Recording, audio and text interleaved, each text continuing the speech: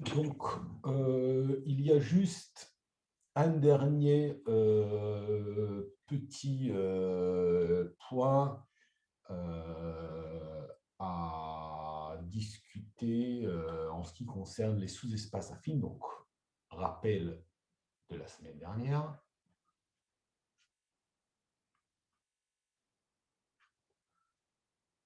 Donc, soit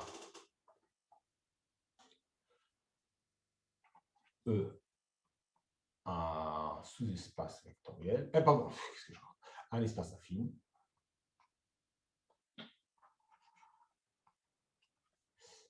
et F, une partie de E. Donc, on a donné plusieurs conditions équivalentes pour être un sous-espace affine. Bon, l'une était la définition, mais on a montré que tout était équivalent, donc on s'en fiche quelle était la définition en fait. Donc, condition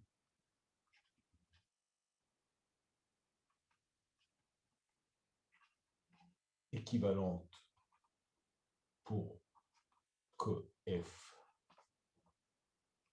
soit un sous-espace affine. Donc, la première, ça c'était la définition. Donc, il faut toujours F non vide.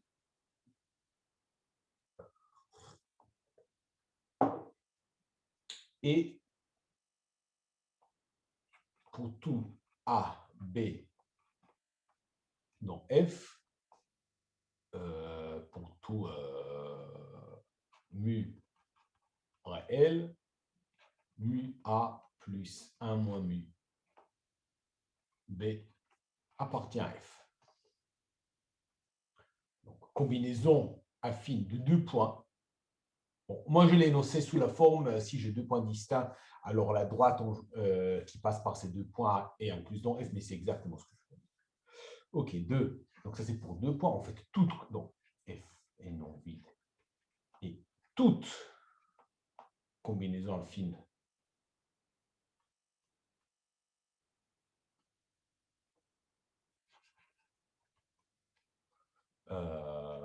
de toute combinaison affine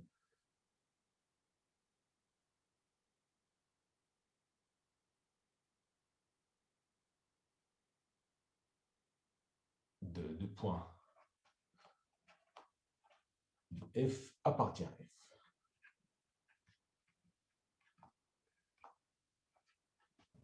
Et la troisième condition, on peut dire donc F, toujours F est non vide. Et maintenant, on va choisir carrément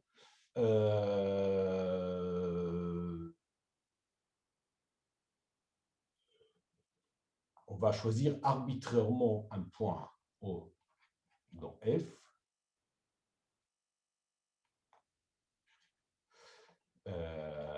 Alors, je prends l'espace de tous les OA pour A dans F, ayant choisi une origine dans F, et ça, c'est un sous-espace vectoriel.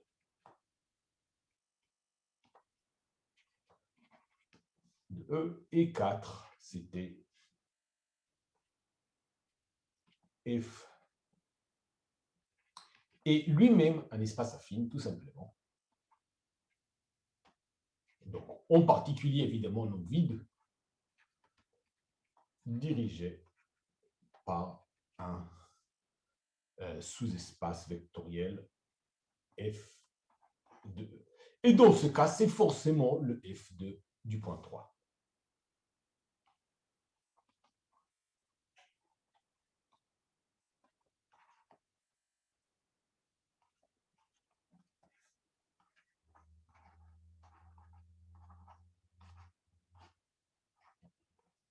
Okay. Donc maintenant, je vais considérer, on a parlé des sous-espaces affines engendrés, etc. Maintenant, je vais considérer deux sous-espaces affines et je vais regarder les positions, qu'est-ce qu'on peut dire de leur position relative. Position relative.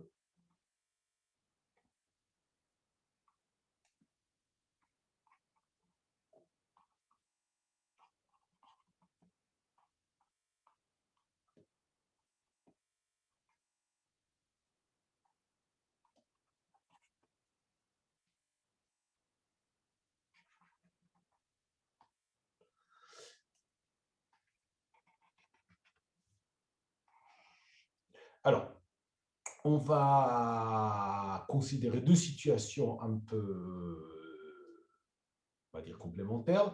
L'une, c'est lorsque j'ai deux sous-espaces affines qui sont, alors on va fixer donc soit un espace affine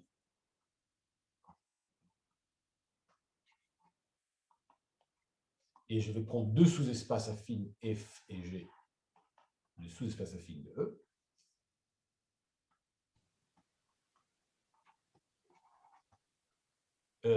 Du coup, on va dire dirigé par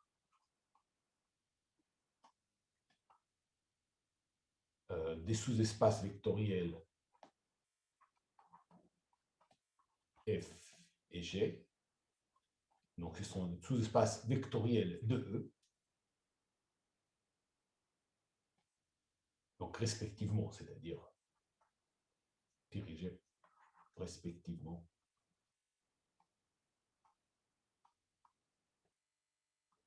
F est dirigé par F, G est dirigé par G. Alors, qu'est-ce qu'on peut dire de la position de ces deux sous-espaces? On va regarder un peu la position relative déjà de ces deux sous-espaces vectoriels. Alors, pour deux sous-espaces vectoriels, on a un peu deux extrémités. L'une, c'est lorsqu'ils sont supplémentaires, ou plus ou moins, enfin, il y a des variantes. Et l'autre, c'est lorsqu'ils sont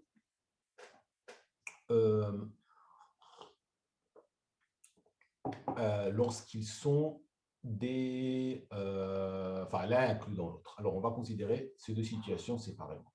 Alors, d'abord, la situation où ils sont des supplémentaires ou plus ou moins. Donc, on va regarder comment on y arrive.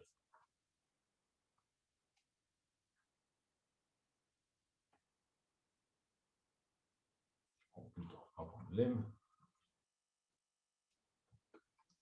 F et G sont supplémentaires.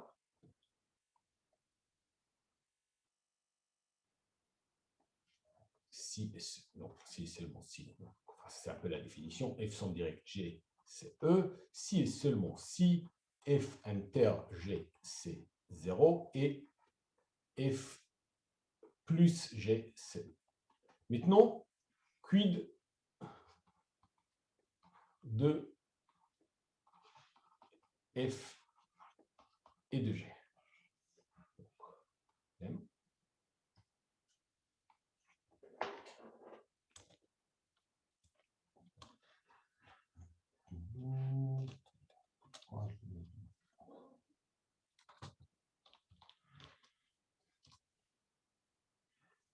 Voilà.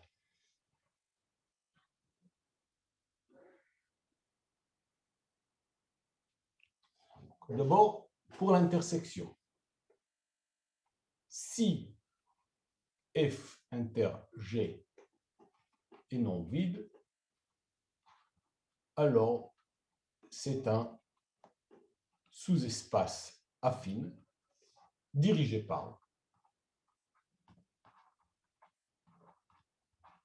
F inter G. Deuxièmement, si je sais que F somme, pardon, on ne va pas parler de somme directe.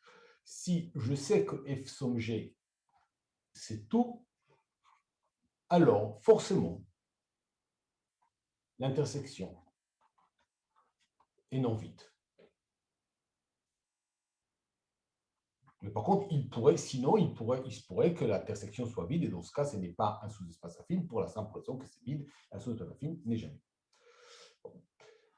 Et 3, maintenant le cas, on va dire, plus joli. Si F et G sont des supplémentaires, alors F inter G est un seul point.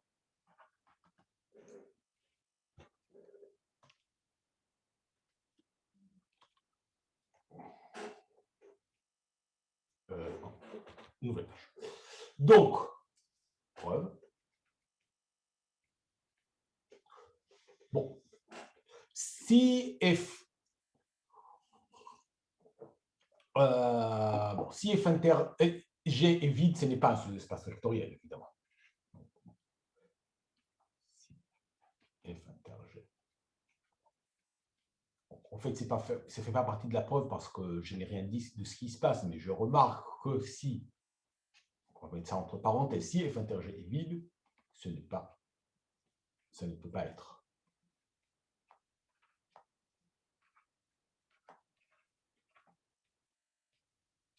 Un sous-espace vectoriel. Un sous-espace affine, pardon. Donc, on suppose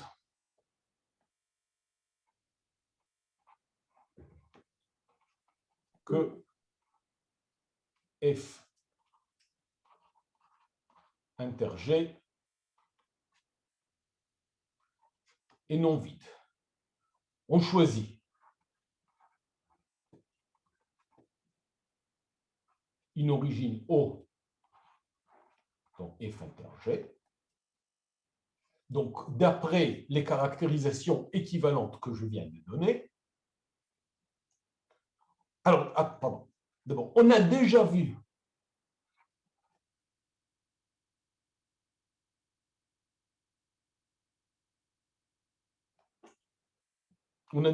que F inter G est un espace, un sous-espace affine. Et d'ailleurs, en fait, on peut le revoir, c'est pas. On a déjà vu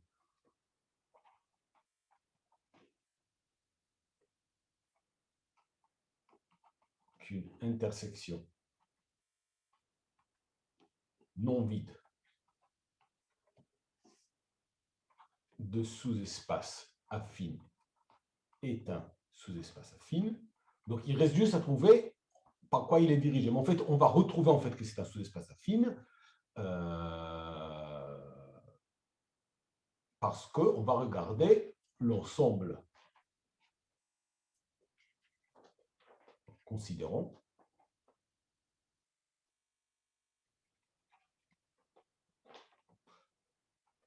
donc je vais appeler ça H. Ce sera l'ensemble des vecteurs OA pour A appartenant à F inter G.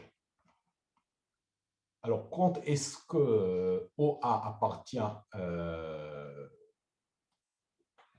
pardon. Si A appartient à F et à G,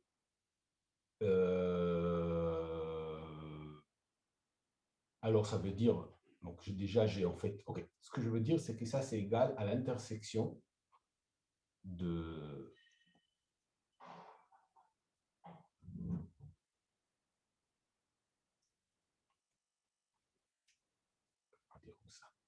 V appartient à H, si seulement si O plus V appartient à F et à F inter G,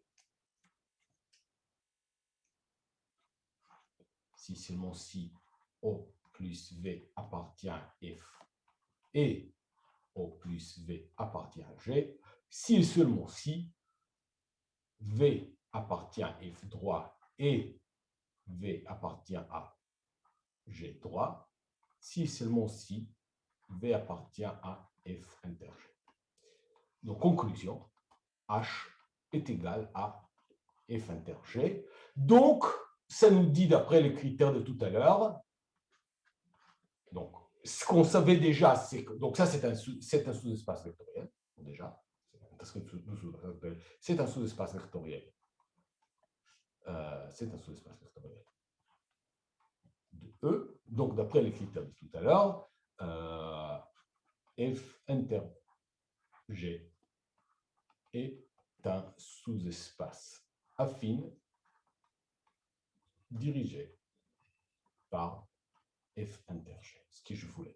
Donc, on voit qu'en fait, on a déjà vu qu'une intersection non vide de sous-espace vectoriel, c'est un sous-espace affine, est un sous-espace affine, mais là, en fait, on l'a redémontré. Enfin, ça découle directement de nos critères. Donc, ça, c'est ce qu'on voulait voir. Très bien. Maintenant,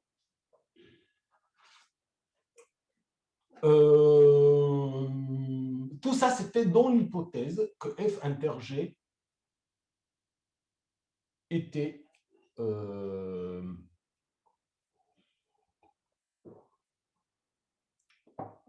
non vide. Donc maintenant, supposons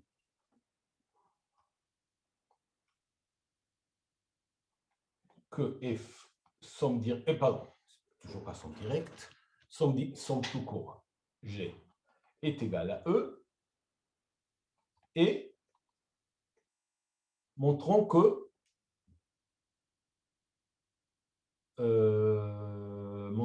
f inter g, pardon, f inter g est non vide. Qu'est-ce que je sais? Bon, je sais que f il est non vide, parce que c'est un sous-espace affine. Je sais que g est non vide, parce que c'est un sous-espace affine. Bon.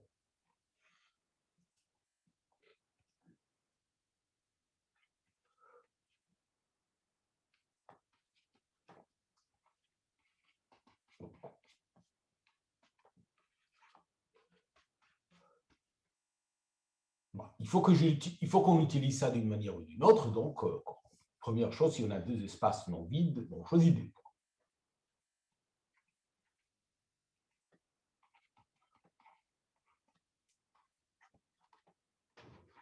Bon, si A est égal à B, super, je trouvais un point dans l'intersection. Mais bon, la plupart du temps, si je choisis a priori, il n'y a aucune raison que A soit égal à B.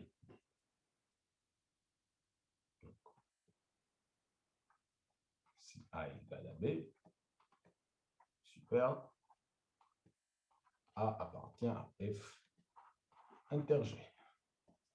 Mais aucune raison que ce soit vrai.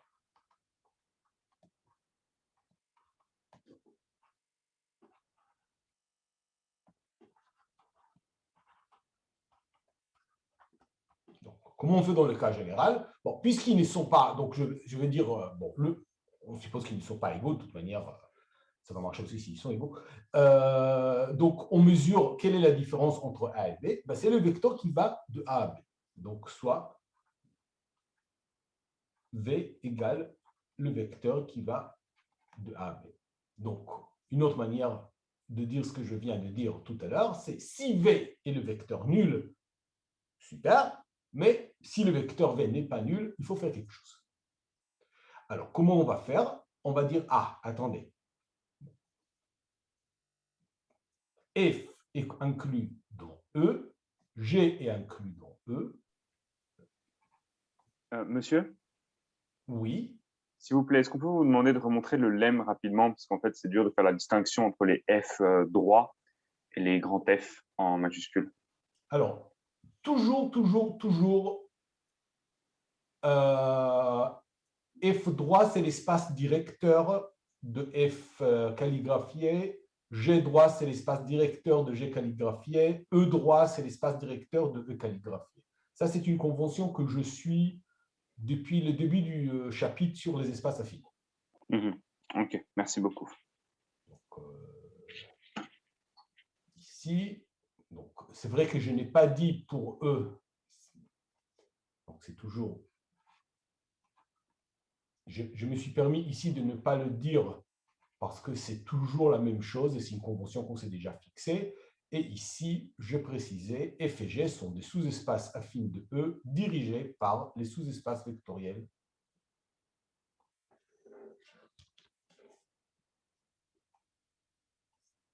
F dirigé par le sous-espace vectoriel F et G dirigé par le sous-espace vectoriel G. Et c'est une convention, voilà.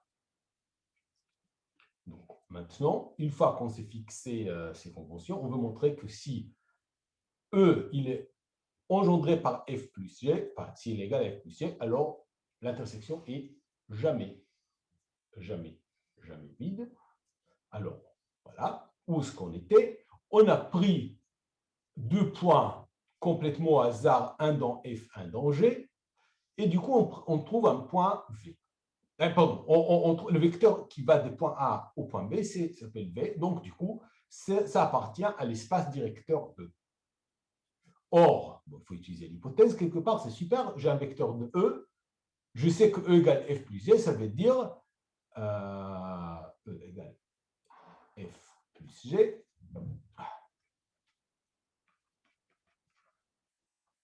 Donc, ça veut dire qu'il existe un W dans F et un U dans G, tel que V sera égal à W plus U.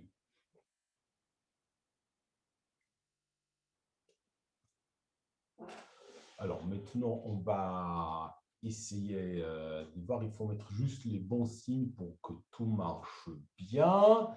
Donc, ça veut dire que B égale A plus V, donc égale à A plus W plus U. Maintenant, j'ai dit A, mais A, il est dans F. W, il est dans F droit. Donc, ça, c'est équivalent à dire que B moins U est égal à A plus W. Maintenant, A est dans F, W est dans F droit implique que A plus W est dans l'espace affine, le sous-espace affine F. Pareil, B appartient à, c'est un point qui appartient à sous-espace affine G. U appartient à son espace directeur implique que B moins U appartient à G. Conclusion de tout ça, c'est que A plus W, qui est égal à B moins U, appartient à l'intersection de F avec G, comme vous.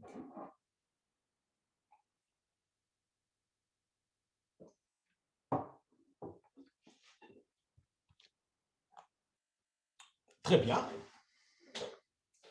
Arrive le point 3. En fait, le point 3, il est à peu près réglé. Donc maintenant, supposons que F somme directe G égale E,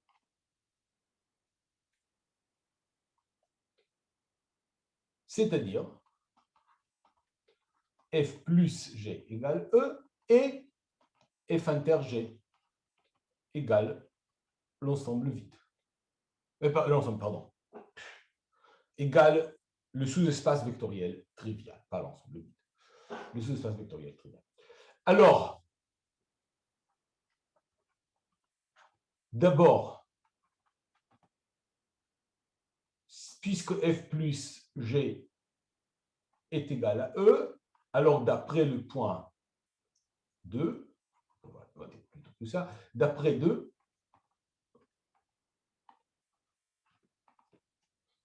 F inter G est non vide. D'après le point 1, F, puisque c'est non vide, c'est un sous-espace affine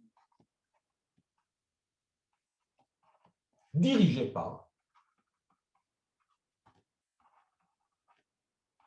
F inter G, c'est-à-dire dirigé par le sous-espace vectoriel trivial. Et autrement dit, c'est un sous-espace affine de dimension 0, c'est un seul point.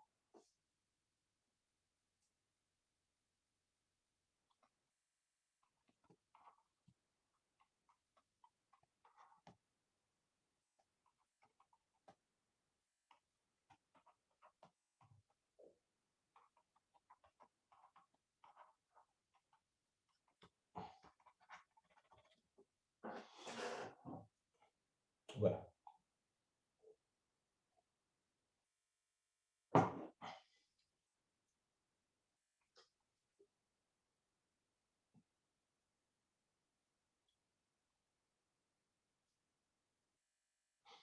Maintenant, l'autre cas extrême, c'est lorsque on a, non seulement qu'ils ne sont pas supplémentaires, ils sont carrément, les deux espaces directeurs sont égaux ou au moins comparables. Donc, définition.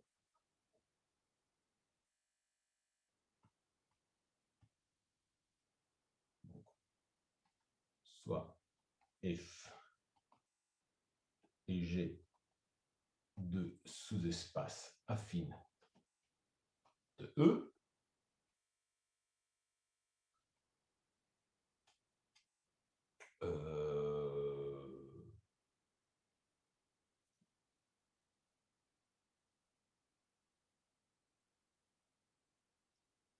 Dirigé par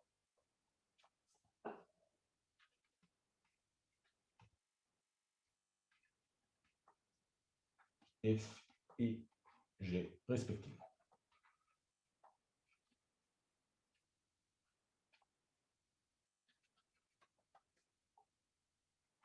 Si F droit, c'est-à-dire si l'espace directeur F est inclus dans l'espace directeur G ou l'inverse,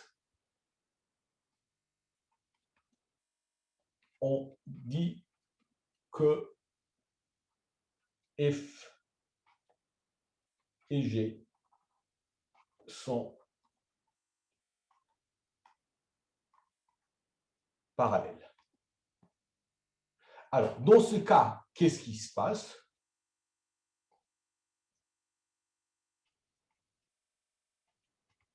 Lemme. Si, alors ce n'est pas un si, c'est mon si, c'est juste un si. Si F et G sont parallèles,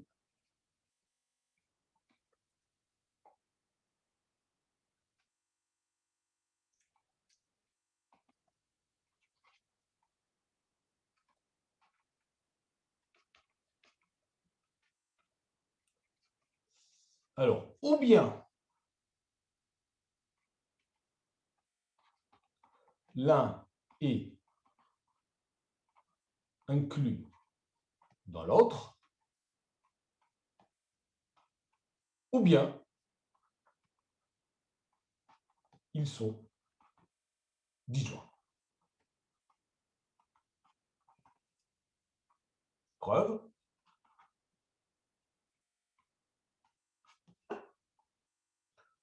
Donc, on suppose,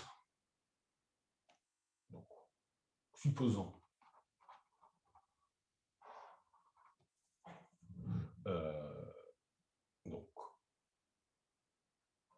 qu'ils ne sont pas disjoints et montrons qu'ils sont inclus l'un dans l'autre.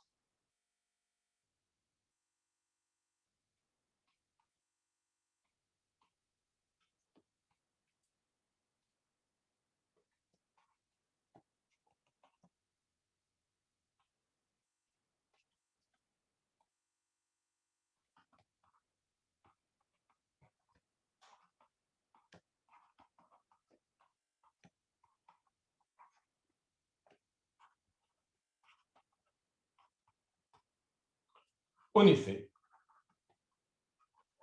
c'est très facile. S'ils ne sont pas disjoints, je peux choisir un point dans l'intersection.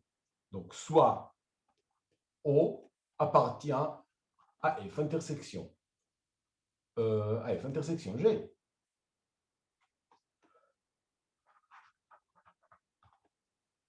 Alors,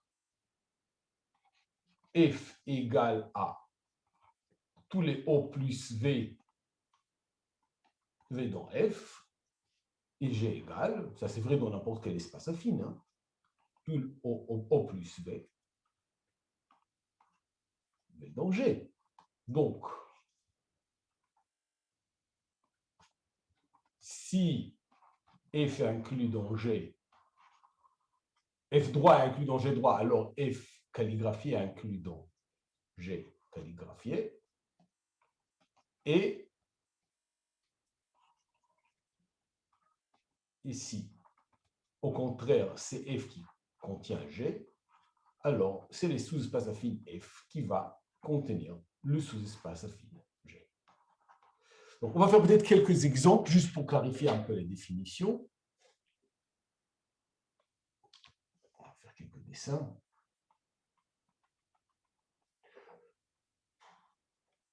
Dans les limites de mes capacités de dessinateur. Donc, d'abord, le cas le plus idiot, si j'ai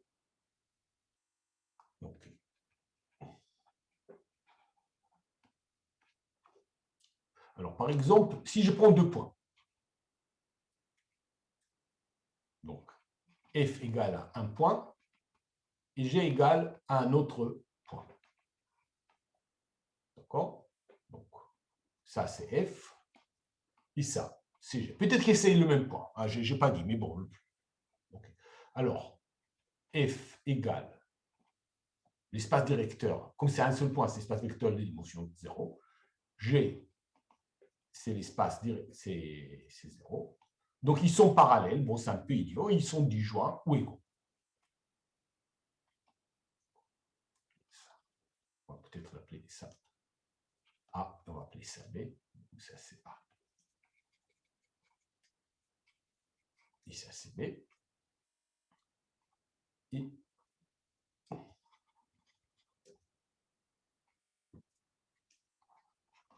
Et F, G sont parallèles.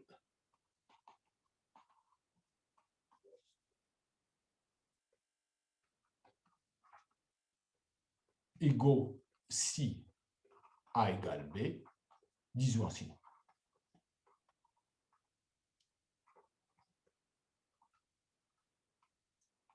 OK.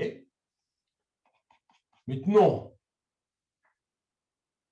un point et une droite. Donc, F, ce sera toujours un point. Mais maintenant, G, ce sera une droite. Okay, donc, j'ai un point A ici. Et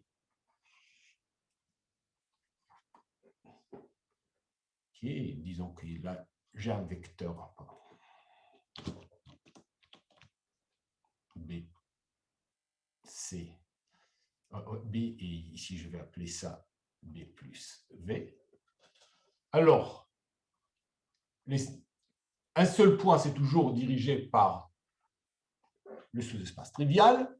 Une droite, si j'ai B et B plus V sur la droite, c'est dirigé par le sous-espace vectoriel engendré par ce vecteur V. C'est le même qu'ici.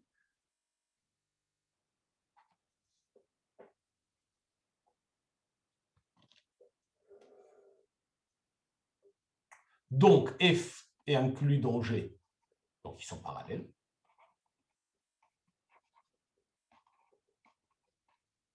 Et du coup, on a si donc F est inclus dans G, si il se peut que le point A appartienne à la droite. Enfin, j'ai dessiné comme si non, parce que je voulais dessiner les dessins généraux, mais avec mes hypothèses telles que je les ai écrites, peut-être A appartient à G. Dans ce cas, il y a inclusion.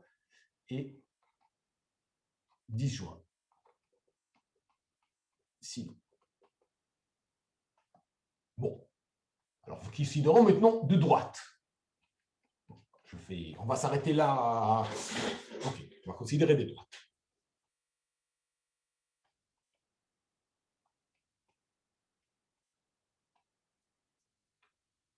OK. Ça, ce sera F. Et ça, ce sera G. Du coup, ici, je peux être un point A. Et du coup, ici, j'aurai un point A plus V. Et ici, j'aurai un point B. Et ici, peut-être, j'aurai du coup un point B plus U. Encore une fois, F est égal à vect V. G égale à vect U. Et maintenant, j'ai deux possibilités.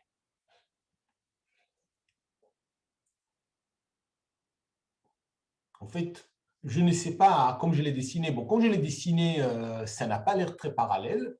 Mais bon, je n'ai jamais promis que mes dessins étaient exacts. Donc,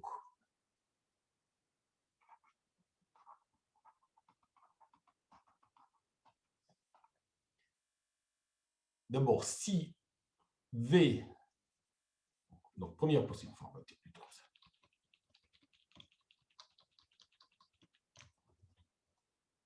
Première possibilité,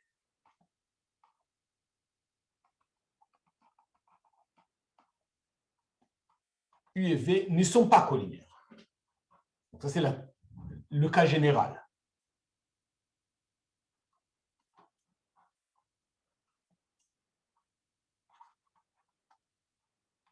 si vous prenez deux vecteurs au hasard, normalement, ils ne vont pas être collinaires. Dans ce cas,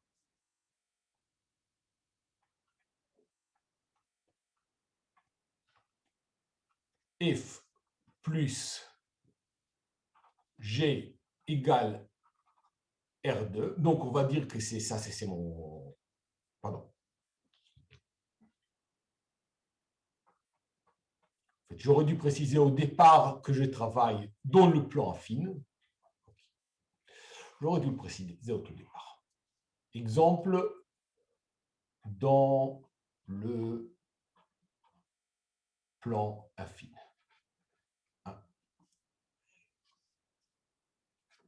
Pardon.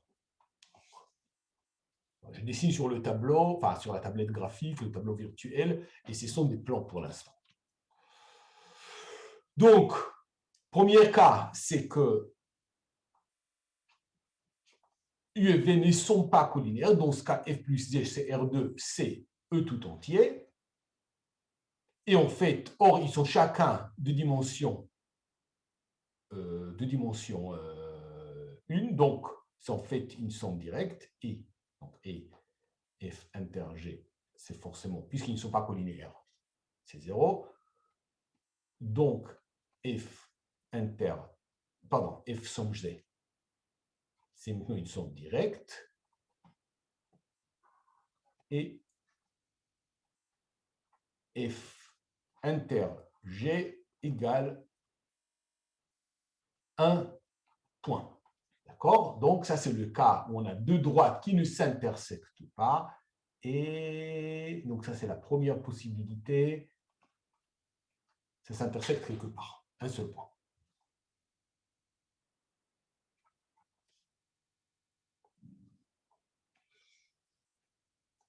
Deuxième possibilité,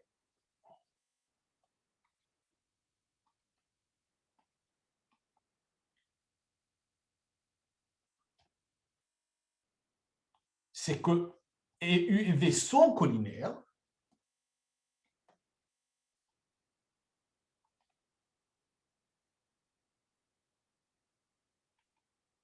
Dans ce cas, bon, puisqu'ils sont collinaires, ils engendrent la même droite vectorielle. Donc, F est égal à G.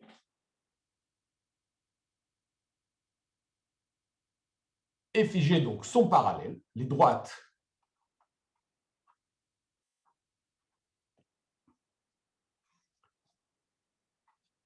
F et G sont parallèles. Donc, d'après le lemme, elles coïncident ou elles sont disjointes. Donc, elles coïncident ou sont disjointes. Donc, on va faire, donc il y a deux possibilités. La première possibilité, c'est que c'est deux fois la même droite. Bon, je ne suis pas dessiner deux fois la même droite, il n'y a pas beaucoup d'espace puisqu'il faut dessiner les deux en même temps, au même endroit, où c'est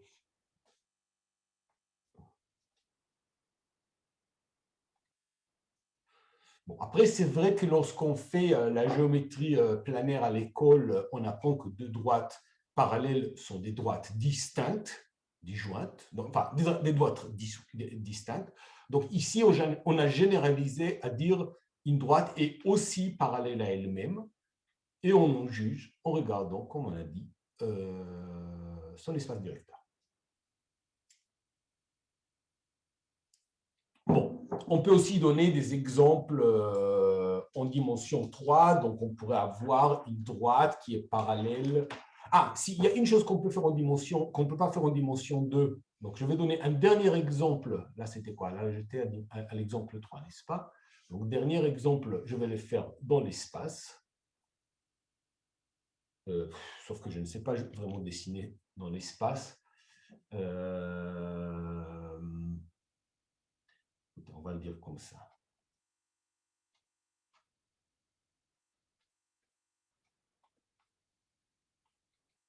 en dimension 3. Bon.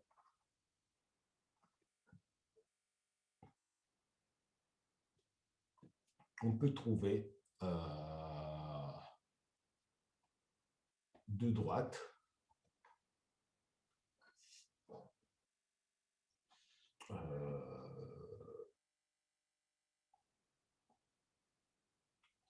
Trouver deux droites qui sont disjointes, non parallèles.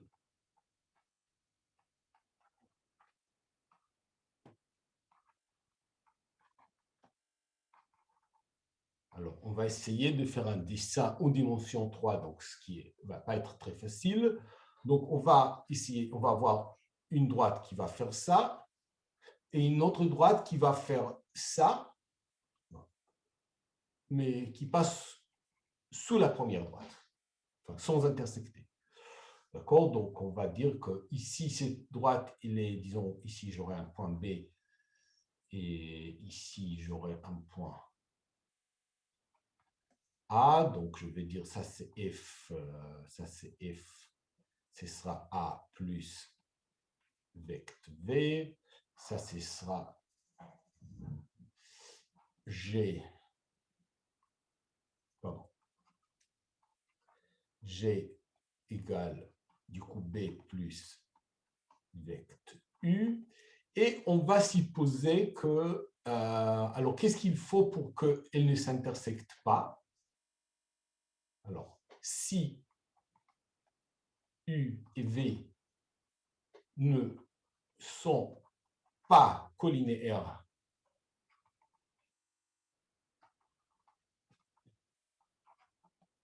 ok, je vais le dire plutôt comme ça. On prend UV non collinaire, on fait de sorte que U et V ne soient pas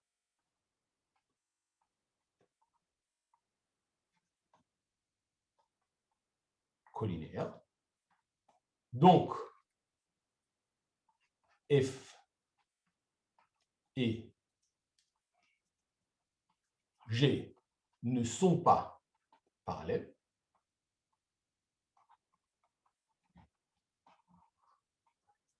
Vecte U et vecte V, l'un ne contient pas l'autre. Et puis, je vais dire aussi, alors aussi, j'aurai les vecteurs ici. Plutôt, je vais le dessiner dans l'autre sens. Hop. J'aurai un vecteur ici, je vais l'appeler W. Ce sera le vecteur qui va de A à B. Donc, on choisit, d'accord, et on choisit A et B tel que le vecteur W, le vecteur qui va de A à B, n'appartiennent pas à vecte de UV. Donc, grosso modo, ça revient à choisir trois vecteurs U, V et W qui ne soient pas, enfin, qui soient libres. Donc, c'est possible parce qu'on est en dimension 3.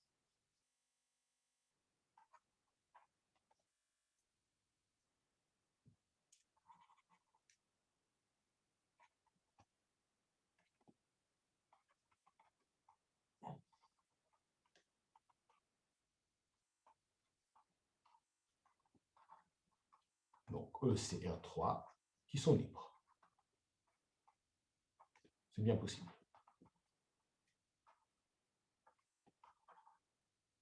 Et finalement, il faut vérifier qu'avec ça, donc ça, je vous laisse comme dernier choix, avec ces hypothèses, toutes ces hypothèses, donc U et V, enfin UV et W libre, montrer qu'en fait F intersection G est vide.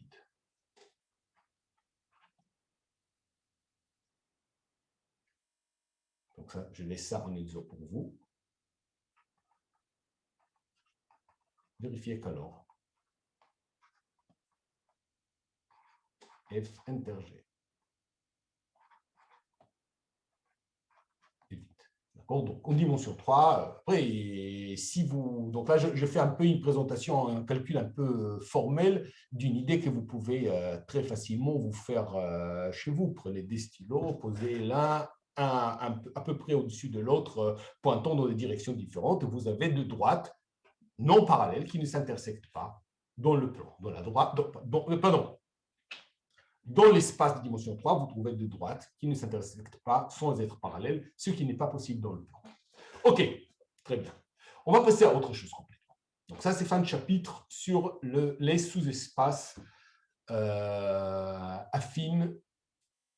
Est-ce qu'il y a des questions dessus ou on passe pas exactement au chapitre, à la section suivante?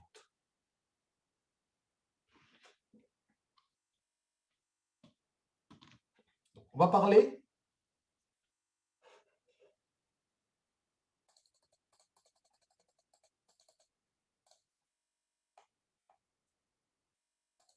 parler des applications affines.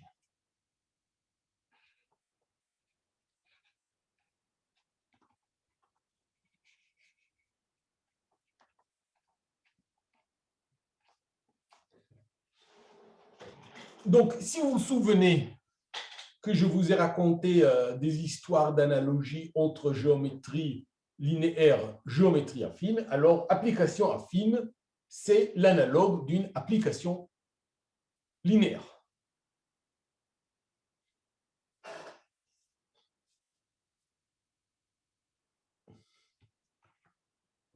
C'est l'analogue affine d'une application linéaire entre espaces vectoriels.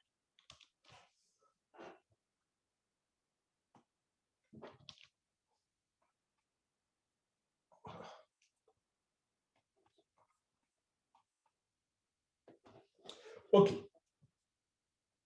Donc, définition. Donc, maintenant, je prends juste deux espaces affines, a priori pas forcément le même, et je définis quand est-ce qu'une application qui va de l'un dans l'autre est une application affine. Tout comme on définit la même chose pour une application linéaire.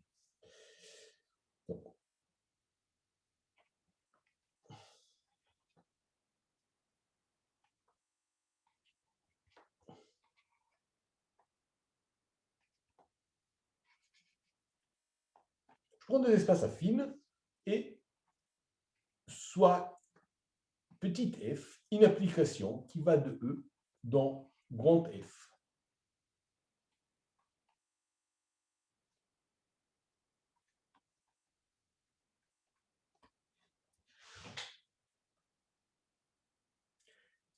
Alors,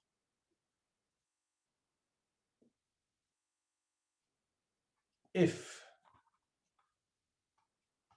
est dite une application affine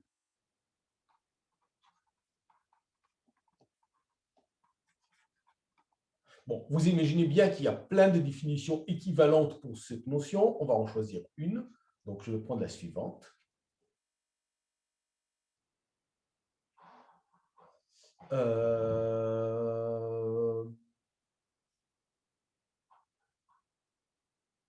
Alors, on va prendre comme ça. S'il existe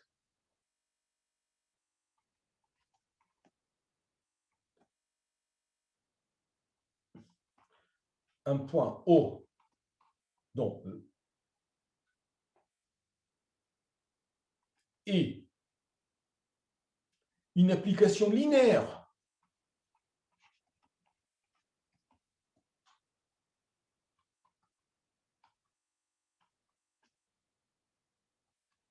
donc L indice F. On verra tout de suite pourquoi on appelle ça L indice F. Pour l'instant, on va juste l'écrire comme ça. Donc maintenant, on va regarder une application linéaire entre les deux espaces directeurs, tels que... Alors, je vais vous dire quel est le...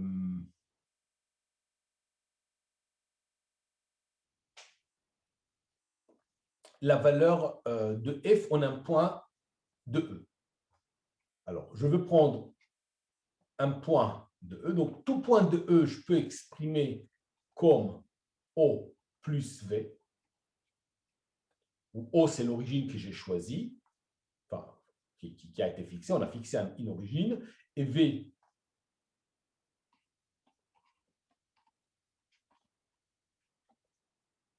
est un vecteur de E. On sait qu'une fois qu'on a fixé l'origine, c'est fait une bijection entre E droit et E calligraphié. Donc, F, je vais dire, c'est quoi ça? Ça va être bon, F de O plus la partie, plus l'application linéaire appliquée à B. Alors,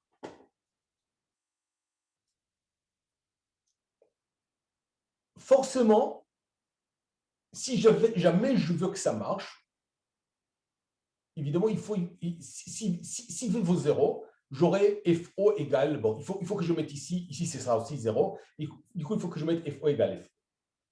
Donc, O va quelque part, je ne contrôle pas. Et sinon, une fois que je sais que O va vers O, le reste, c'est linéaire. Enfin, d'une manière équivalente,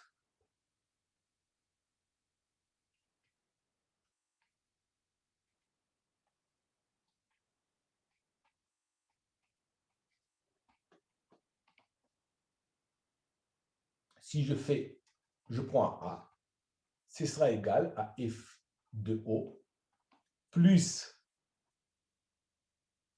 LF de O A, ou encore, d'une manière équivalente,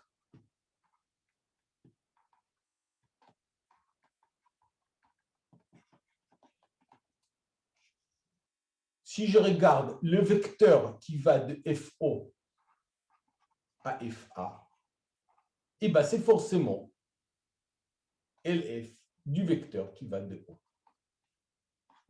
Ah. Donc, c'est plein de manières équivalentes de dire que si je mets O comme origine de E, FO comme origine de F, en fait, ce qui me reste, c'est une application linéaire. OK. Ça, on va être... Donc, la définition, elle se termine ici. Donc, ça, c'est entre parenthèses. On vérifie que ça, c'est juste manière équivalente de dire exactement la même chose. Ça, c'est pour tout A dans E, et ça aussi, c'est pour tout A dans E. Alors, il y a une chose qui est un peu gênante avec ces définitions, c'est où je dis il existe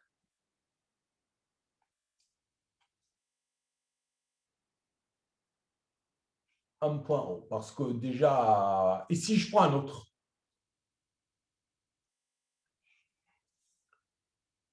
donc ici on prenait un autre O,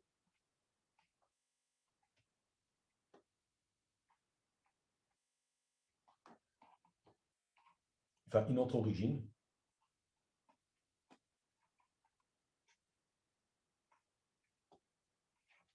je vais l'appeler O'.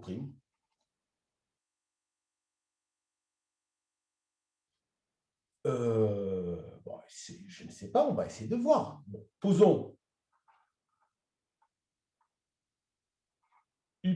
O', pardon, égale O. Est-ce que je le veux comme ça? Ça va rien changer. En fait j'aurais dû le prendre dans l'autre sens. Ça, c'est pareil que dire que O, c'est O' moins U.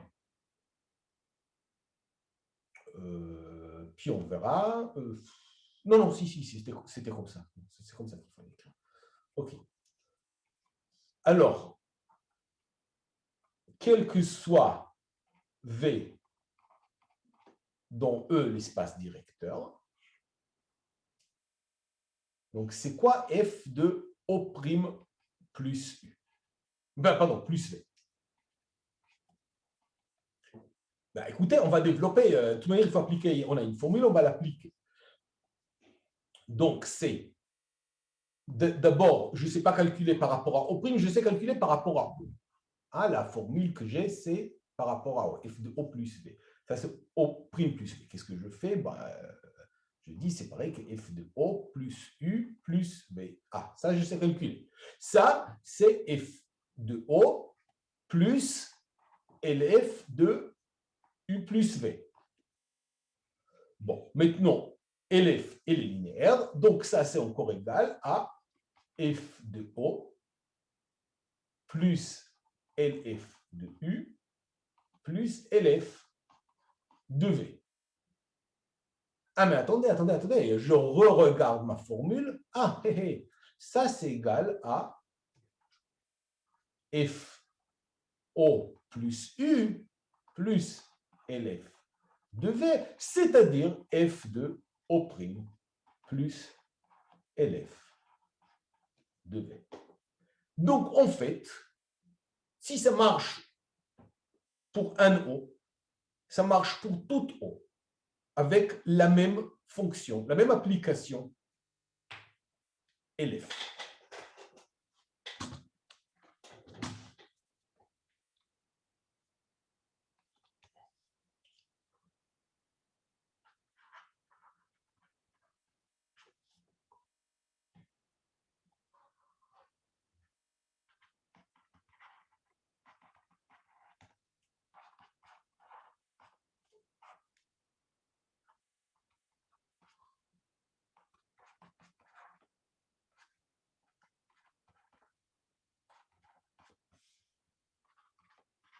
Ça ne dépend pas du choix d'une origine.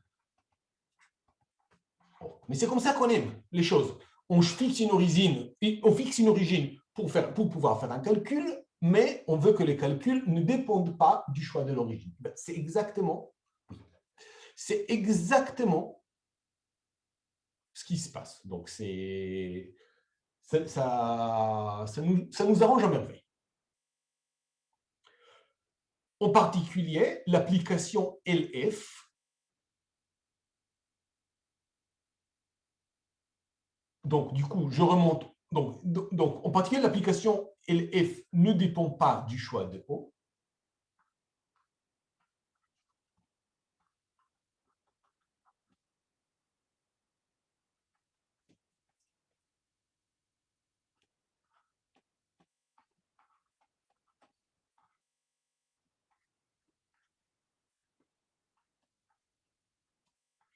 Encore une fois, voilà, il vérifie cette identité quel que soit le point O choisi. Et je remonte. On a en fait une formule explicite pour LF. Il ne dépend que de F. Et il est déterminé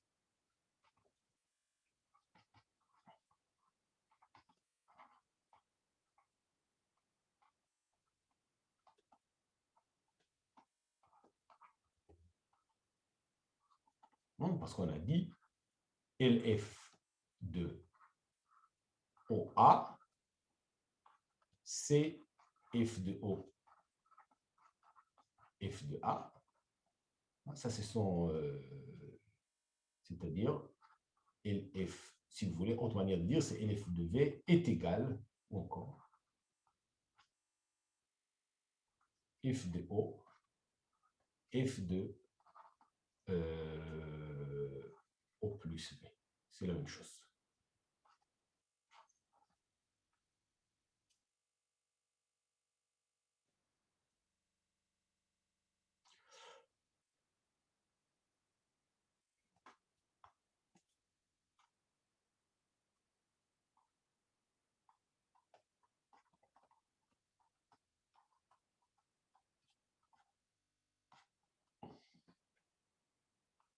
Donc, ça ne dépend pas du choix de O, ce sera quel que soit O, enfin, si F est linéaire, quel que soit O choisi, LF sera défini par cette formule.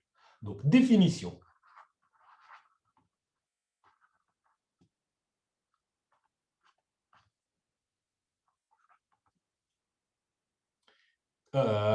si F est affine, alors l'application linéaire LF, donc L, elle va de E dans F, est appelée la partie linéaire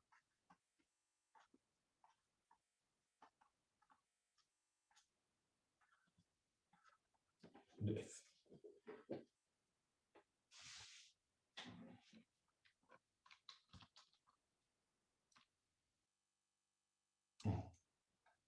Qu'est-ce que je suis en train de faire? OK.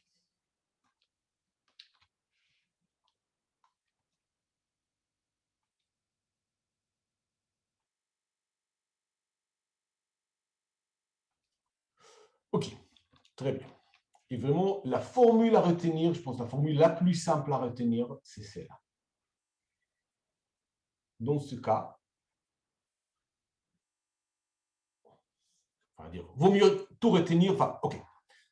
Vaut mieux bien comprendre, et dans ce cas, ce n'est pas la peine de rien retenir, vous pouvez retrouver les formules sans problème.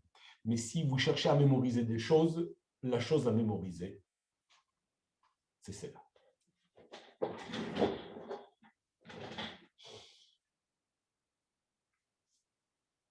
Exemple.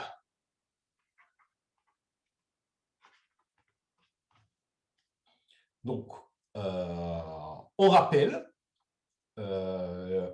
l'application translation. On l'a déjà vu.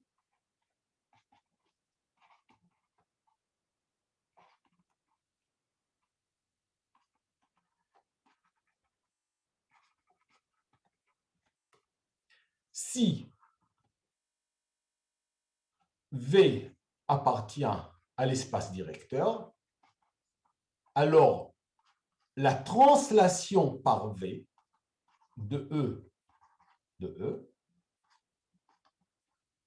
translation par V, est définie par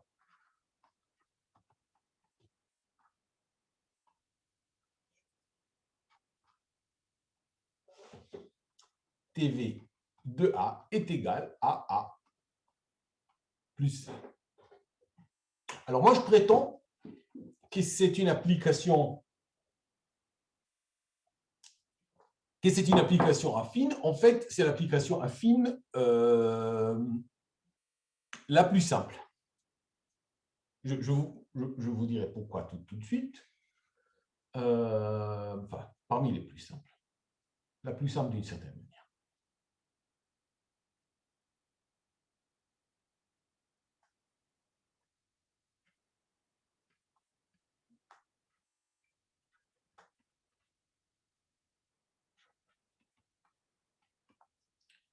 En effet, alors comment je vérifie que c'est une application affine? Tout de suite, on va voir plusieurs critères équivalents, mais pour l'instant, je n'ai qu'un seul critère, j'ai la définition. Donc, il faut que je prenne un point O et que je teste si ça marche. Fixons une origine O.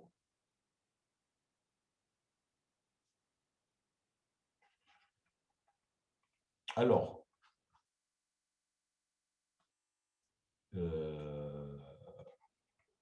pour A égale à, donc je vais écrire O plus U, alors TV de A, donc TV de O plus U, c'est O plus U plus V, c'est pareil que O plus V plus U. Donc, encore une fois, j'utilise ici beaucoup l'associativité, c'est-à-dire que si je voulais être vraiment précis, d'abord, c'est ça, sauf que c'est pareil que O plus U plus V, c'est pareil que O plus U plus V, et U plus V, c'est pareil que V plus U. Donc ça, c'est TV de O plus U. D'accord? Donc, j'ai TV de O plus U égale TV de O plus U. Donc, TV est affine et sa partie linéaire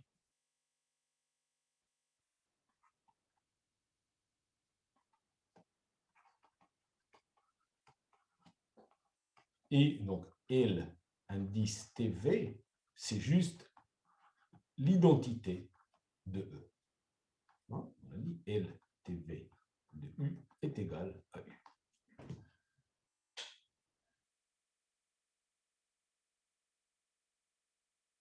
Donc, c'est pour ça que je dis que c'est une application affine particulièrement simple.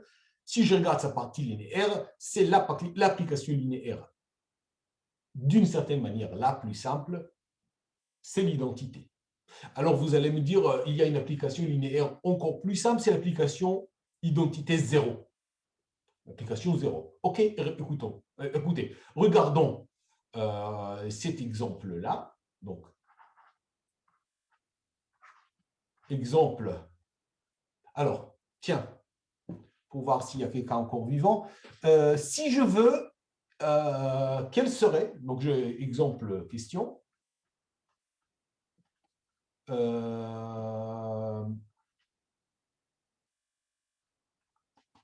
quelle serait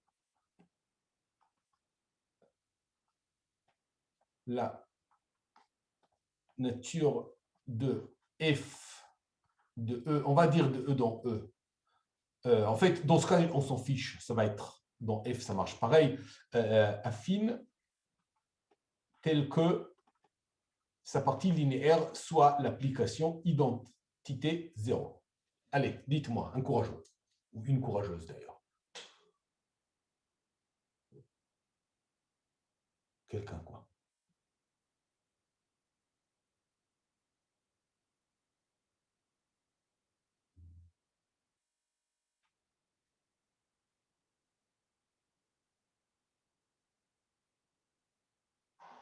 Exactement. F est en fait une fonction constante. Donc, on n'a pas fixé qui c'est FO, mais du moment où F, on voit tout sur un seul point, c'est FO pour qu'il soit O. Donc,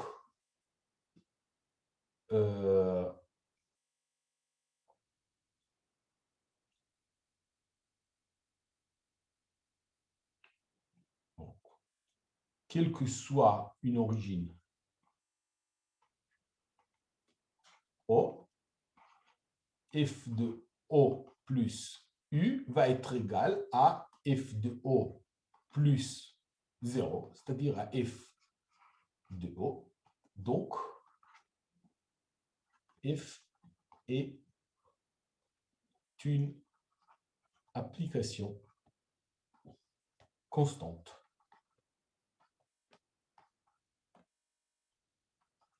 En voyant tout l'espace E à un point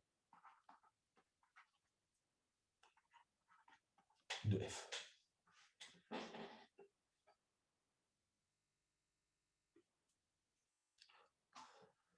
Bon, ça, ce sont les deux exemples extrêmes, c'est-à-dire où l'application linéaire, elle est ou bien l'identité, ou bien identité 0, ce qui sont des situations assez spéciales. Hein. On verra plus tard, on étudiera des cas, le cas plus général, on étudiera plus tard.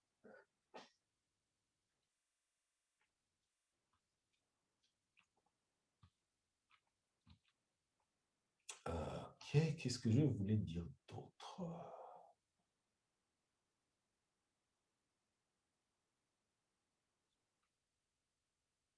Ah, question très importante. Ça ne figure pas dans mes notes pour une raison ou une autre, mais c'est très, très important. Peut-être ça figure plus loin. Lemme. Soit E, F et G des espaces affines, soit f de E dont F une application affine, et soit G de F dont G une application affine.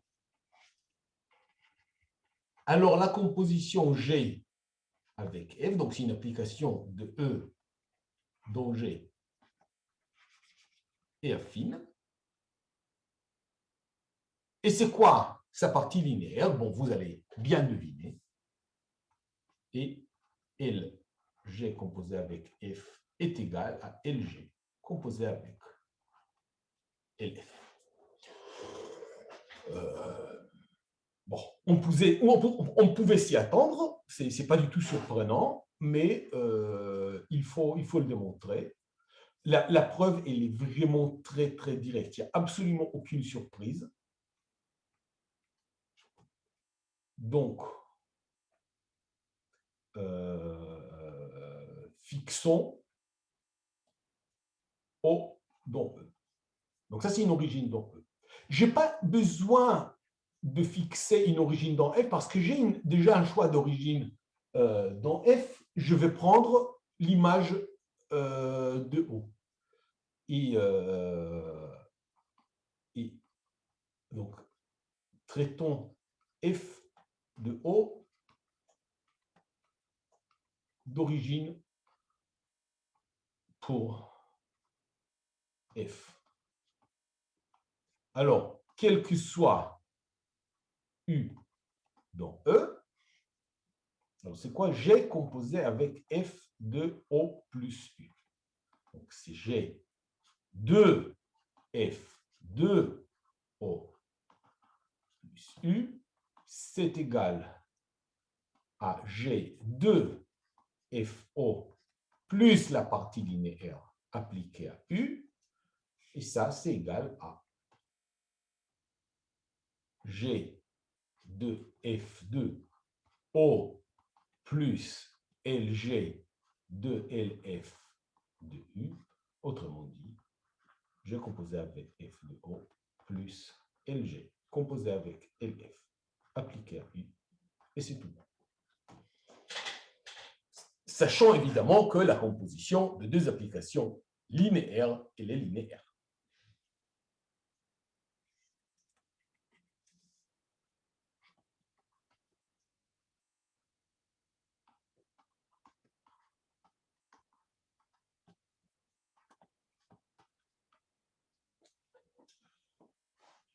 Mais ça, c'est une chose que vous savez depuis très très longtemps.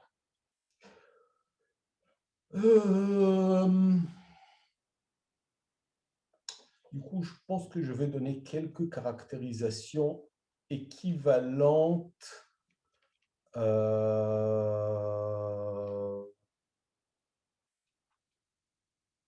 Oui, on va donner quelques caractérisations équivalentes d'une application affine.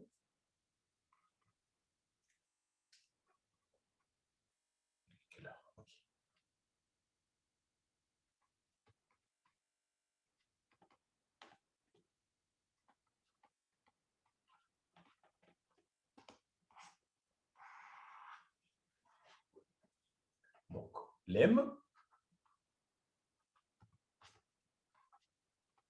soit E, F, deux espaces affines,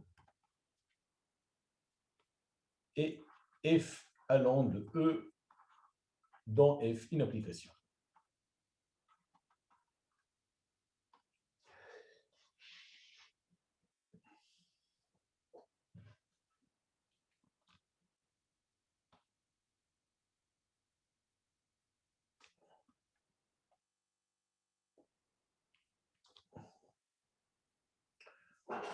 Alors, sont équivalents.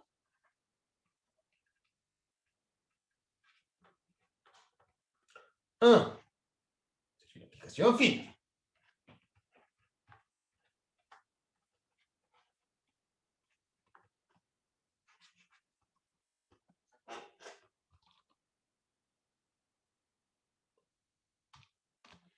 de f préserve les barycentres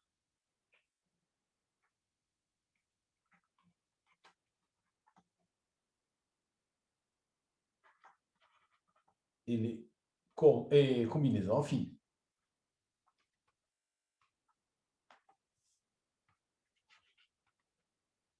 Je vous rappelle, donc ça veut dire que si je prends F et j'applique au barycentre d'une famille A avec poids lambda 1 jusqu'à AN avec poids lambda N, on va peut-être appeler ça K, je ne veux pas, c'est souvent la dimension K,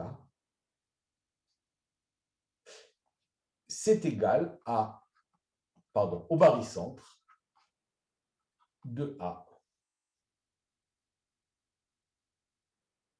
mais de F de A, 1 avec lambda 1 jusqu'à F de AK lambda K. Évidemment, ça, c'est sous l'hypothèse que la somme de lambda I est non nulle. Non nulle. Et lorsque la somme de lambda I, c'est non seulement que c'est non nul, c'est carrément 1,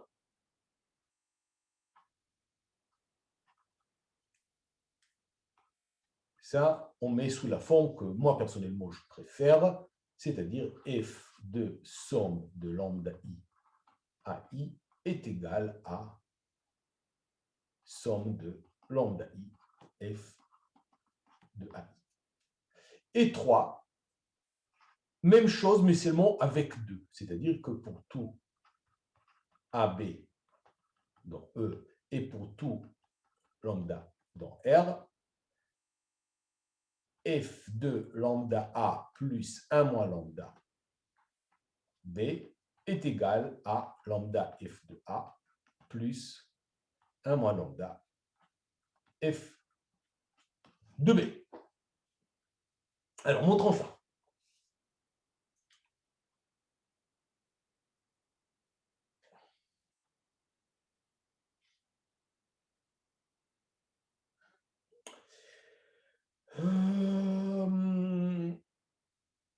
Comment on va le faire? Il faut se rappeler un peu la définition. Donc, OK, donc preuve. On va d'abord montrer que 1 implique 2. Donc, il faut se rappeler un tout petit peu la définition du barycentre. Donc, soit M, donc on suppose que F est affine. 1 implique 2, donc on suppose que 1 est vrai, donc on suppose que F est affine.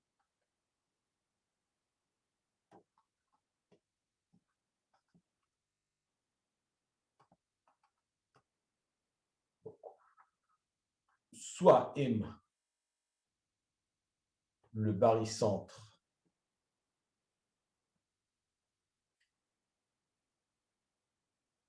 de A1 lambda 1 jusqu'à AK lambda K dans E. Donc ça veut dire quoi? Ça veut dire que somme de lambda I M AI vaut 0. Ça, c'était l'un des critères qu'on a démontré pour le barycentre. Alors,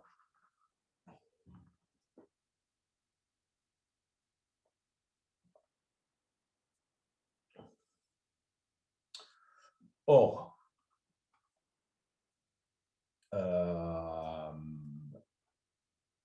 si je fais maintenant, si j'applique LF de ça, donc je vais d'abord faire LF de M AI, on se rappelle, ça c'est égal à F de M, F de AI.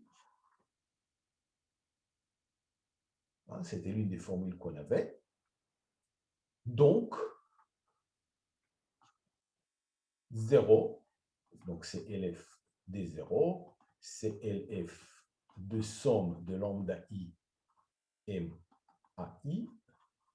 Donc, c'est somme de lambda I fois LF de M à I, c'est-à-dire lambda I de FM F à I. Donc, tout ça, ça vaut 0. Et bien, ça exactement dire que FM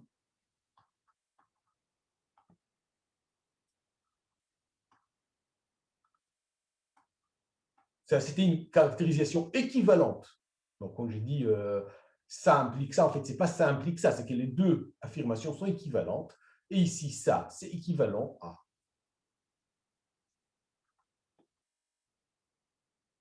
Donc, ça vaut 0.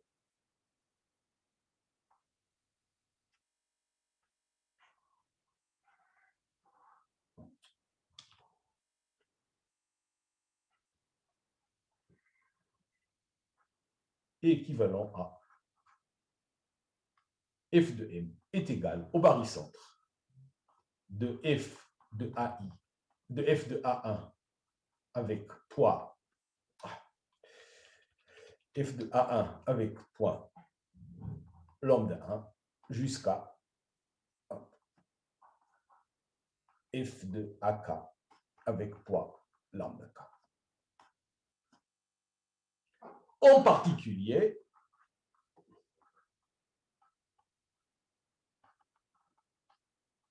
si en plus on a somme de lambda I est égal à 1,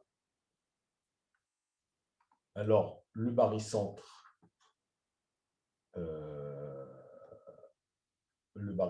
de A1 lambda 1 jusqu'à AK lambda K, on l'a défini comme, enfin, c'est juste une autre notation qu'on utilise dans ce cas, on appelle ça somme de lambda I à I, et dans ce cas, et on obtient la deuxième forme.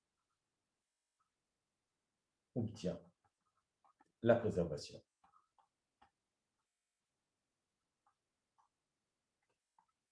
des combinaisons affines.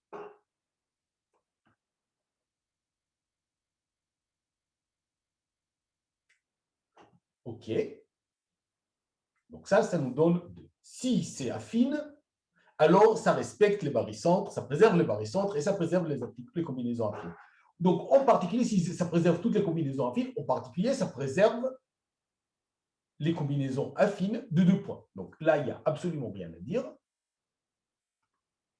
Si F préserve toutes les combinaisons affines,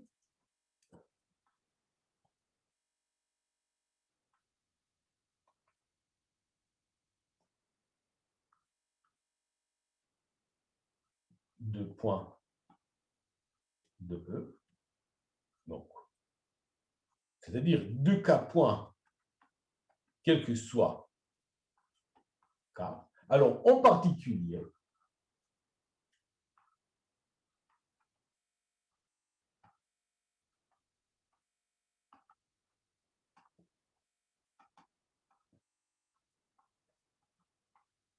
elle préserve les combinaisons affines de 2 points. C'est juste, si c'est vrai pour tout cas, c'est vrai en particulier pour lui. OK? Il n'y a rien qui se passe. Et finalement, reste à montrer que les 3 impliquent 1. Donc, on suppose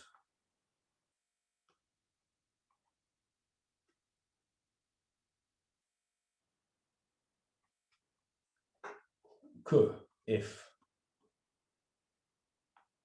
préserve les combinaisons affines. Donc, on peut, pour tout AB dans E, pour tout lambda, F de lambda A plus 1 moins lambda B est égal à F, à lambda F de A plus 1 moins lambda F de B. Et on veut montrer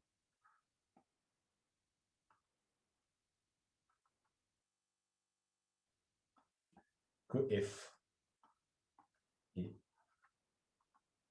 affine. Alors, comment on va faire? On fixe O.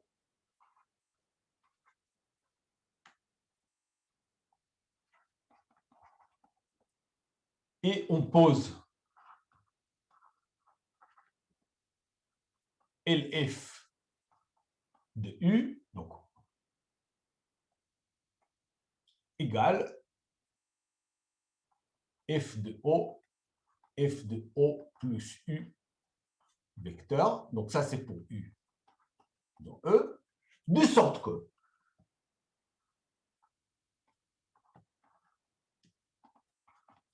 F de O plus U soit bien égal à F de O plus LF de U. Bah, évidemment, ça, je peux toujours faire. Enfin, je veux dire, rien ne m'empêche. Sauf qu'il n'y a aucune raison, si F est une application quelconque, il n'y a aucune raison que LF soit une application linéaire. Donc, ce qui me reste à montrer, c'est que LF est une application linéaire.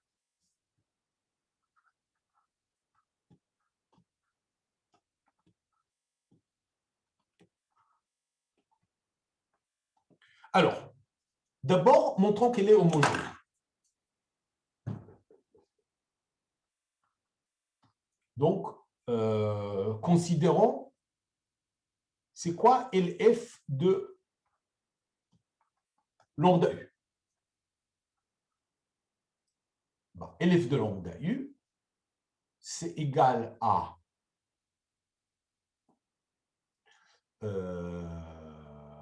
FO F. Donc, qu'est-ce que je vais faire? Posons. Donc, A égale O plus U et B égale lambda A plus 1 moins lambda O. Et si vous faites les calculs, donc OB,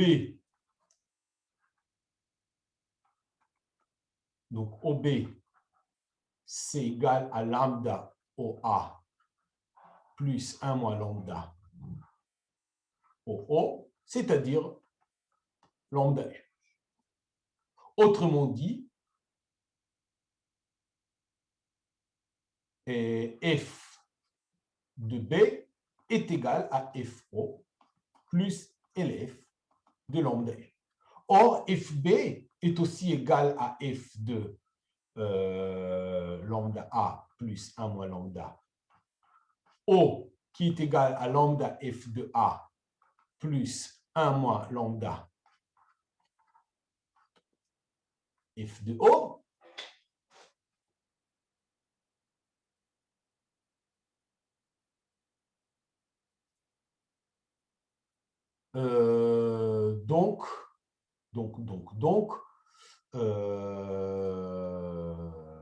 Donc, LF,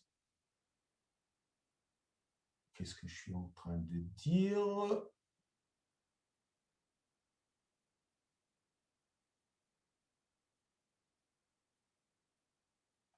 Oui. C'est quoi la manière la plus simple de le dire? Donc, je veux dire que c'est lambda. Oui, donc FO,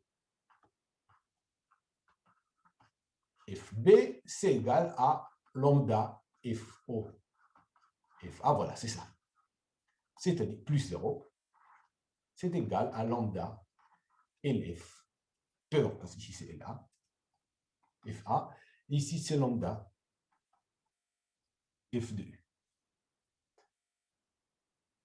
Donc, conclusion. Donc, puisque FB, c'est FO plus F de LF de lambda U, LF de lambda U est bien égal à lambda LF de U. Bon, je vois qu'on a un peu dépassé, donc ça m'embête un peu, mais je pense qu'il faudra arrêter là. Il reste encore à montrer, donc on finira ça très très vite la semaine prochaine, dans 2 semaines en plus. Ah, c'est gênant, mais bon, on n'a pas le choix. Bon, c'est pas grave, ça nous permettra de reprendre un peu, mais il reste à montrer. Reste à montrer que LF de U plus V est égal à LF de U plus LF de V. Voilà. Je vous souhaite de bonnes vacances et on se retrouve dans 2 semaines.